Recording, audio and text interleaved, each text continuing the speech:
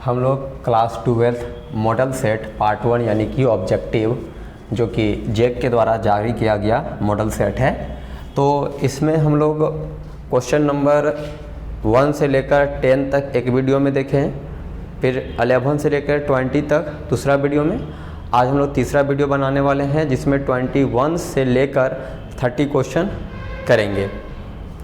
तो जो 21 question number है उसमें ये बोला जा रहा है कि इसका इंटीग्रेशन करना है और 4 ऑप्शन दिया हुआ है, चारों में से कोई एक आंसर होगा। तो हम लोग पहले इसको इंटीग्रेट करते हैं। इंटीग्रेट करना इतना आसान नहीं है नीचे में, ठीक है, कि डायरेक्ट इसको इंटीग्रेट किया जा सके। तो इसको हम लोग पहले इंटीग्रेशन में ले जाने के लिए पहले हम लोग कुछ इसमें अपने से कुछ वर्क करते हैं। जैसे ये कह सकते हैं कि इसको इंटीग्रेट करने के लिए सिंपलेस्ट फॉर्म तैयार करते हैं, और वो सिंपलेस्ट फॉर्म ये है कि हम यहाँ पे कुछ नहीं तो लोग जान रहे हैं 1 है, और नीचे तो पूरा दिख रहा है कि sine square x into cos square x D x है।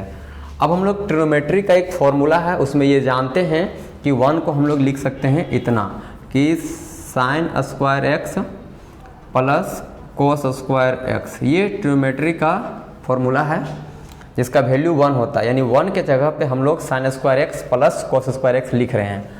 और नीचे जो फॉर्मूला है वो sine square x into cos square x D x है। अब यहाँ प्लस में है इसीलिए हम लोग दोनों को अलग अलग करेंगे। एक हो जाएगा साइन स्क्वायर एक्स, डिवाइड में पूरा आ जाएगा sine square x into cos square x, क्योंकि नीचे मल्टीप्लाई में है। और ये हो जाएगा आपका डी एक्स, फिर प्लस देंगे और फिर कोस वाला टर्म को लिखेंगे कि cos square x divide by sine square x into cos square x into D X. अब यहाँ हम लोग जानते हैं कि ऊपर साइन स्क्वायर एक्स नीचे साइन स्क्वायर तो कट जाएगा, तो बच जाएगा यहाँ से कि 1 by cos square x D x, और यहाँ से कोस से कटेगा तो बच जाएगा 1 by sine square x D X.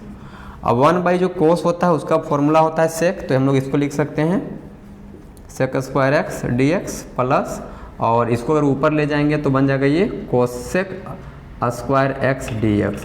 अब sec square x D X का इंटीग्रेशन सीधे होता है, और इंटीग्रेशन होता है कि 10x प्लस, और जो कोसेक स्क्वायर एक्स का इंटीग्रेशन होता है वो होता है माइनस में कोट एक्स, और प्लस में हम लोग लेते हैं c यानी कि एक कांस्टेंट। और प्लस माइनस हो जाएगा माइनस, तो यहाँ से हो जाएगा कि 10x minus cot x plus c, जो कि आंसर हो गया। अब इनमें से 4 ऑप्शन में से देखते हैं कौन सा ऑप्शन दिख रहा है यहाँ पे, तो ऑप्शन बी आ रहा है, तो यहाँ आंसर बी हो जाएगा। सेम क्वेश्चन है, जैसे यहाँ पे 1 की जगह पे sine square x plus cos square x था, हम लोग लिए थे अपने से। क्वेश्चन नंबर जो 22 है इसमें पहले से दे दिया गया है माइनस, तो सेम रिजल्ट आएगा, बस जहाँ प्लस है वहाँ माइनस आ जाएगा, मतलब कुछ इस तरह से। इसमें सीधे हम लोग बांट देंगे तो ये हो जाएगा sine square x divide by, यहाँ हो जाएगा sine square x into cos square x D x, और माइनस यहाँ हो जाएगा cos square x divide by sine square x into cos square x D x. यहाँ से साइन कटेगा, कोस से कोस कटेगा, और बच जाएगा 1 by cos square x D x, और यहाँ बच जाएगा 1 by sine square x D x. जैसा कि हम लोग जानते हैं कोस को फिर से वापस हम लोग क्या लिख सकते हैं, सेक लिख सकते हैं, तो sec square x D x हो जाएगा, और ये cosec square x D x हो जाएगा। अब सेक स्क्वायर एक्स का हम अभी बताएं कि सेक स्क्वायर एक्स का होता है 10x, तो ये हो जाएगा 10x माइनस, और इसका खुद का होता है माइनस में cot x plus c। Minus minus हो जाएगा प्लस, तो ये हो जाएगा 10x plus cot x plus c, ये हो जाएगा इसका आंसर, यानी 22 का आंसर ये हो जाएगा। अब जो 23 है उसका हम लोग देखते हैं कि क्वेश्चन जो 23 है वो क्या है। जो 23 क्वेश्चन है वो इतना है कि D x by x square plus 2x plus 2। सबसे पहले इसको तो हम लोग कंप्लीटिंग स्क्वायर में लगाना होगा, और जो कंप्लीटिंग स्क्वायर जब इसको हम लोग लगाएंगे तो ये बहुत आसान हो जाएगा। ये हो जाएगा आपका एक्स स्क्वायर प्लस, यहाँ से दिख रहा है 2x, तो इंटू में 1 लेना होगा, फिर प्लस में 1 का स्क्वायर लेना होगा, और 1 का स्क्वायर प्लस में लिए इसलिए माइनस में 1 स्क्वायर लेना होगा, और जो प्लस में 2 है अपने जगह में आएगा। कंप्लीटिंग स्क्वायर पूरा यहाँ से लेकर यहाँ तक में फॉर्मूला लग जाएगा। तो अगर फॉर्मूला में जाएगा तो ये बन जाएगा आपका dx डिवाइड बाई ये आ जाएगा आपका एक्स स्क्वायर, यहाँ से लेकर पूरा यहाँ तक में फॉर्मूला लग जाएगा x प्लस 1 का होल स्क्वायर का, और माइनस में 1 स्क्वायर 1 और प्लस में 2। और उसके बाद हम लोग क्या करेंगे कि ये dx है डिवाइड बाई ये x प्लस 1 का होल स्क्वायर है, और यहाँ 2 में 1 जाएगा तो प्लस में 1 आएगा, तो 1 तो हम लोग 1 का स्क्वायर लिख सकते हैं। तो ये अब एक फॉर्मूला लगेगा, है ना, एक फॉर्मूला लगेगा कि इसको अगर पूरा हम लोग x मान लेते हैं तो फॉर्मूला आ जाएगा 1 by x square plus x square का फॉर्मूला होता है टेन इनवर्स x। तो टेन इनवर्स x वाला टर्म में इसको अगर हम लोग ले जाएंगे तो सीधे ये बन जाएगा ऐसा कि टेन इनवर्स और x के जगह पे आ जाएगा x प्लस 1, और नीचे होता है a, तो a की जगह तो 1 है, तो 1 को लिख के ना लिख के कोई फ़ायदा देगा ना ऐसे, ठीक है। तो केवल हो जाएगा टेन इनवर्स x प्लस 1, और प्लस में ले लेंगे c कांस्टेंट। तो इस तरह ये क्वेश्चन नंबर 23 का कंप्लीट सॉल्यूशन हो गया। तो आप लोग इसका ऑप्शन देख लेना कौन सा ऑप्शन में जाएगा, इसका भी आप ऑप्शन चेक कर सकते हो, है ना। हमने ऑप्शन लिखा नहीं है, क्वेश्चन में आपको मिल जाएगा कि ऑप्शन नंबर कहाँ जाएगा, ये कौन सा ऑप्शन नंबर में होगा, A B C, इसमें आप लोग चेक कीजिएगा, इसमें भी कहीं ना कहीं आएगा आपका ऑप्शन मिल जाएगा, ठीक है। अगला जो हम लोग क्वेश्चन है वो 24 देखेंगे। क्वेश्चन नंबर जो 24 है इसमें भी यही बोला जा रहा है कि इंटीग्रेशन, इसका इंटीग्रेशन जो होगा किसके इक्वल होगा, है ना। 4 ऑप्शन दिया हुआ आप लोग क्वेश्चन में देख सकते हैं, है ना, कि 4 ऑप्शन में तो कोई ऑप्शन में आपको ऑप्शन आ जाएगा, है ना। पहले इसको हम लोग बनाते हैं। ये सबसे पहली बात ये समझना होगा कि इंटीग्रेशन का तो बहुत सारा रूल है, तो उसमें से कौन सा रूल में जाएगा। तो देख रहे हैं कि नीचे 2 फैक्टर है जिसको हम लोग बोलते हैं पार्शियल फ्रैक्शन में ले जाएंगे, है ना। तो जब हम लोग यहाँ पे यूज करेंगे पार्शियल फ्रैक्शन,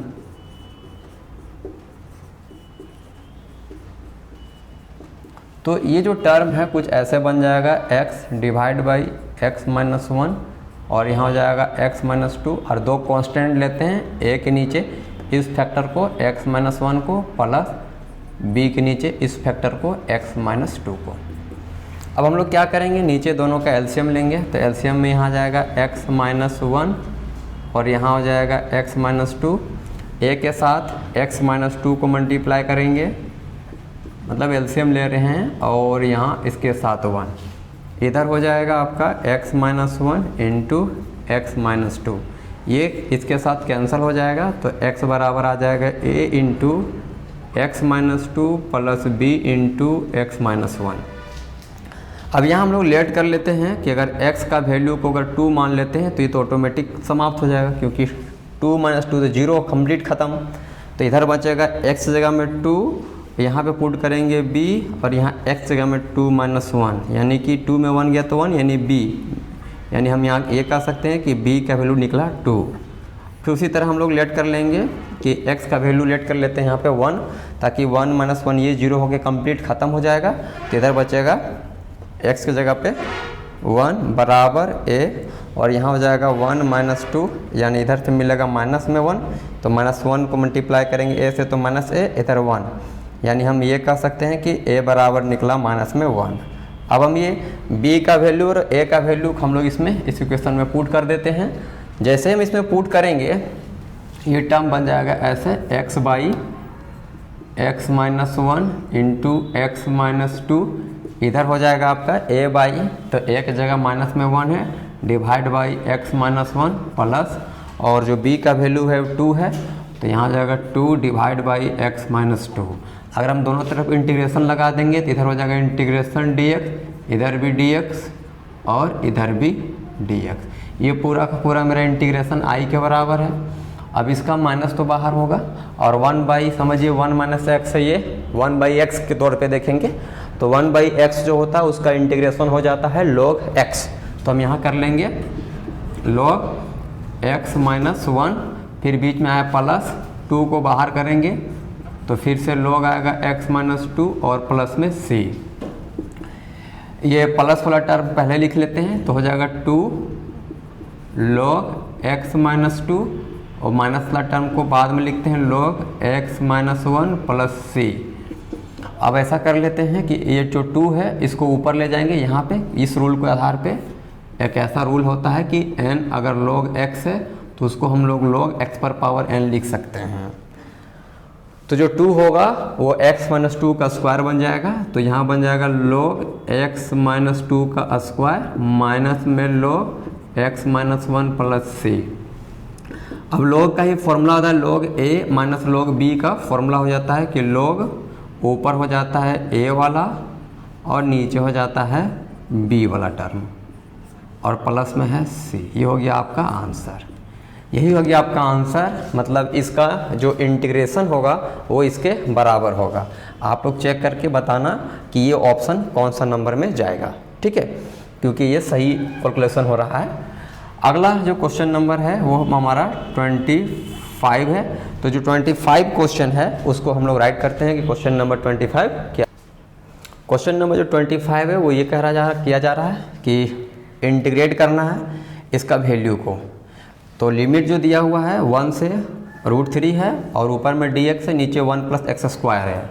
तो ये तो पूरा अपने आप में tan इनवर्स का रिजल्ट है कि tan इनवर्स x हो जाएगा और जो लिमिट हो जाएगा वो मेरा 1 से √3 हो जाएगा। अब लिमिट पुट करने का कंडीशन होता है कि पहले हम लोग अपर लिमिट को पुट करते हैं, फिर माइनस देके लोअर लिमिट को पुट करते हैं। तो अगर अपर लिमिट को पुट करेंगे तो कुछ ऐसे दिखेगा कि tan इनवर्स और यहाँ हो जाएगा √3 माइनस देंगे और tan इनवर्स फिर 1 का वैल्यू पुट करेंगे। तो हम लोग जानते हैं ये tan इनवर्स है और tan में इसका अगर वैल्यू को पता करेंगे कि आखिर tan में इसका जो वैल्यू होता है कितना होता है, तो tan में ये आपको 60 डिग्री मिल जाएगा। जो √3 है, √3 जो है वो tan 60 डिग्री, और tan 60 डिग्री को पुट करने का तरीका होता है कितना, π/3। तो हम लोग इसमें लिखेंगे π/3 माइनस ये फिर tan इनवर्स अपने जगह में और 1 के जगह में पुट करेंगे tan, और 1 जो होता है वो 45 डिग्री यानी कि π/4 में होता है। tan इनवर्स और tan कैंसिल हो जाएगा, π/3 आएगा इधर से, यहाँ पे tan इनवर्स और tan कैंसिल होके मिलेगा π/4।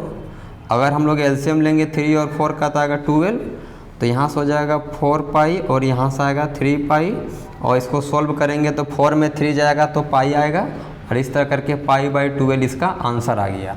आप लोग बताना है कि इसका ऑप्शन कौन सा आ रहा है। आप लोग इसको भी चेक करना कि इसका आंसर जो ऑप्शन है कौन सा है। आप लोग अपना सैम्पल पेपर निकाल के और चेक कीजिएगा, जो मॉडल सेट वाला क्वेश्चन पेपर है उसको निकाल के इसमें चेक कर लीजिएगा कि ये कौन सा ऑप्शन में है और ये कौन सा ऑप्शन में है। अगला जो हम लोग क्वेश्चन नंबर है वो 26 है। तो 26, अब हम लोग क्वेश्चन नंबर 26 को देखते हैं। इसमें ये क्वेश्चन बोला गया था कि जो डिफरेंशियल इक्वेशन है, इस डिफरेंशियल इक्वेशन का ऑर्डर फाइंड करना है हम लोग को। तो ऑर्डर का मतलब सीधे याद रखना ये कि कितना बार ये डिफरेंशिएट हुआ है, हायर डेरिवेटिव मतलब कितना बार डिफरेंशिएट हुआ है। अगर कहीं ये दिखता है ना dy/dx, इसका मतलब एक बार डिफरेंशिएट हुआ है, और अगर ऐसा दिखता है तो इसका मतलब 2 बार डिफरेंशिएट हुआ है। तो यहाँ अधिकतर देखिए 2 बार दिख रहा है या 1 बार दिख रहा है। तो यहाँ हमको ऑर्डर पूछा गया था कि ऑर्डर कितना है, ऑर्डर यानी कि डिफरेंशिएशन कितना बार डिफरेंशिएट हुआ है, तो यहाँ 2 बार, तो इसका आंसर सीधे हो जाएगा 2। फिर उसी तरह क्वेश्चन नंबर 27 में एक डिफरेंशियल इक्वेशन दिया हुआ है और इस डिफरेंशियल इक्वेशन का डिग्री पता करना है। तो डिग्री का मतलब होता है कि जितना सबसे ज़्यादा बार जो डिफरेंशिएट हुआ है उसका हायर पावर को ही डिग्री बोलते हैं। तो इसका जो हायर पावर है वो 3 है और 2 बार डिफरेंशिएट हुआ है, तो 2 बार जो डिफरेंशिएट हुआ उसका पावर 3 है यानी कि डिग्री 3 होगा। लेकिन इस डिफरेंशियल इक्वेशन में इस जगह पे साइन के बाद यहाँ dy/dx दिया हुआ है, जबकि हम लोग जानते हैं कि साइन के बाद अगर इस जगह पे कभी भी डिफरेंशिएबल फॉर्म नहीं होगा, क्योंकि ये एक एंगल होता है। एंगल जो है उसका तो डिफरेंशिएशन कैसे करेंगे, वो तो कांस्टेंट हो जाता रहता है। इसीलिए हम इसका क्या करेंगे, इस तरह के डिफरेंशियल इक्वेशन अगर कहीं भी दिख जाए कि कोई डिफरेंशिएबल कोई फंक्शन है, ट्रिग्नोमेट्रिक फंक्शन है और उसका एंगल के जगह पे डिफरेंशिएट के फॉर्म में है, तो उसका सीधे याद रखना है कि उसका डिग्री हो जाएगा नॉट डिफाइंड।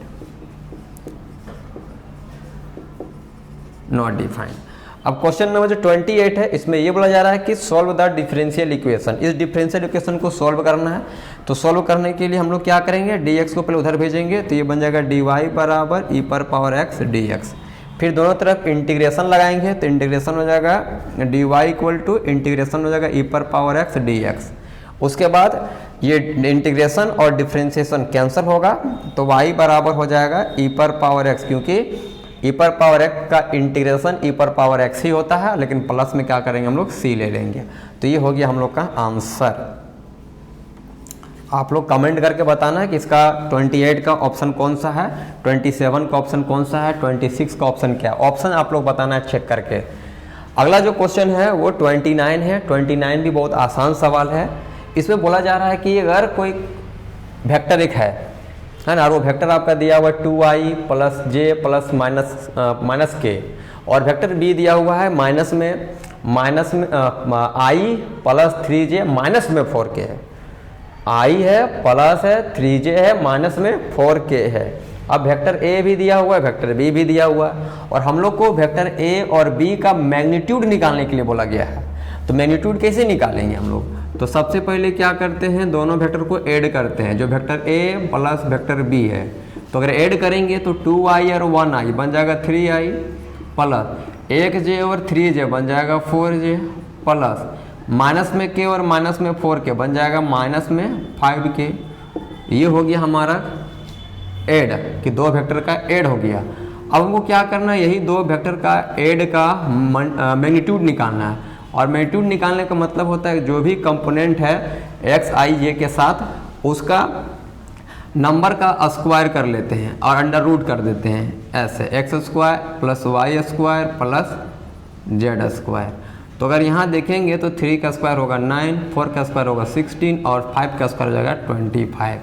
और 25 और 9 प्लस 16 हो जाता है 25, यानी अंदर में कुल मिला होगा 50। और 50 को अगर हम लोग फैक्टराइज करेंगे तो हो जाएगा 5 इंटू 5 इंटू 2, यानी यहाँ से 5 एक बाहर आएगा, अंडर रूट 2 आ जाएगा। तो इस तरह करके vector a plus vector b का जो मैग्नीट्यूड है, प्लस का मैग्नीट्यूड जो है वो 5√2 है। आप लोग इसका भी जो ऑप्शन होगा आप लोग कमेंट करके बताना कि क्वेश्चन नंबर 29 का ऑप्शन क्या है। सो अगला जो क्वेश्चन नंबर 13 है उसमें ये 30 जो है उसमें ये बताया जा रहा है कि दी प्रोजेक्शन ऑफ दिस, यानी इस वेक्टर का प्रोजेक्शन निकालना है इस वेक्टर पे। यानी कि यहाँ वेक्टर a का और वेक्टर b का क्या करना है हमको, वेक्टर a का वेक्टर b के ऊपर में क्या करना है हमको, प्रोजेक्शन निकालना है।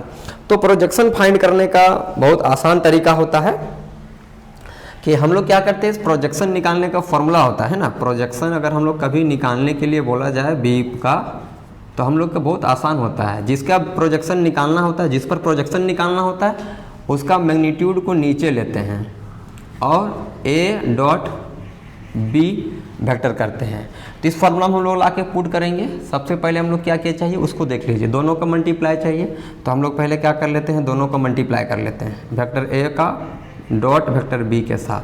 और जब डॉट प्रोडक्ट करते हैं ना तो केवल हम लोग नंबर का मल्टीप्लाई करते हैं। जैसे यहाँ पे 1 है, इसमें 2 है, तो 2 बन जा 2, फिर प्लस यहाँ -3 और -3 और +3, तो 3 3 हो जाएगा 9, माइनस में 9, फिर 6 और यहाँ 1 है तो 6 बन जा 6। यानी कि कुल मिलाकर हम यहाँ कह सकते हैं कि आपका इसी में पुट कर देते, रुकिए यहीं पे लिख देते हैं ऐसे b का मैग्नीट्यूड है, और ऊपर में तो हम अभी मल्टीप्लाई कर रहे थे, तो मल्टीप्लाई कर रहे थे तो आया था कितना 2 आया था, और फिर माइनस में 9 आया था, और फिर प्लस में 6 आया था। और नीचे जो होगा वो b का मैग्नीट्यूड लेंगे, तो b का मैग्नीट्यूड तो 2 का स्क्वायर हो जाएगा 4, प्लस 3 का स्क्वायर हो जाएगा 9, प्लस और 6 का स्क्वायर हो जाएगा 36। तो ऊपर में जो आ रहा है वो कितना जा रहा है 6 और 2 8, माइनस में 1 आ रहा है, और 4 9 13 और 36 आ जाएगा रूट अंडर 49, और 49 से हम लोग जानते हैं कि 7 निकल जाता है।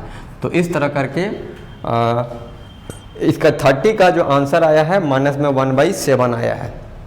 आप लोग को ये बताना है कि ये जो माइनस में 1/7 है क्वेश्चन नंबर 30 का कौन सा ऑप्शन में है। आप लोग ऑप्शन लिख के कमेंट में जवाब दीजिएगा। और अगर आपको वीडियो पसंद आ रहा और समझ आ रहा तो ज़रूर आप लोग लाइक कीजिए और सब्सक्राइब कर दीजिए।